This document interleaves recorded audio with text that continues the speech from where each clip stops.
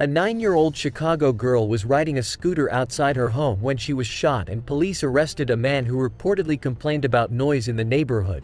Michael Goodman, 43, has been charged with first-degree murder in connection with the death of Sarabi Medina, Chicago police said.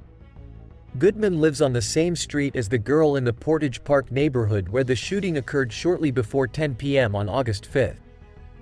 He was scheduled to appear in court Tuesday, but it is not yet known whether he entered a guilty plea or hired an attorney to comment on his own behalf. Minutes before the shooting, neighbors said Goodman was upset about the noise the children were making outside. "It just didn't make sense. None of it made sense," said neighbor Megan Kelly.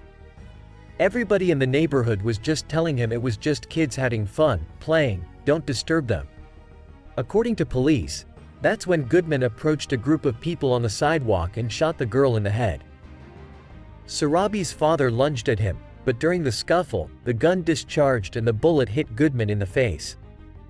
Goodman was taken to a nearby hospital in critical condition, and the girl died a short time later. According to police, a gun was recovered at the scene, and Goodman was arrested the same evening. Sarabi's loved ones stated that she was 9 years old. Sarabi was described on a fundraising website as a beautiful little girl who adored her dog and her dad more than anything. She was only 9 years old, she had her whole life ahead of her, the page reads.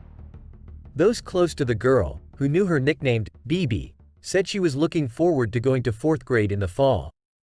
This is not the first tragedy in the family.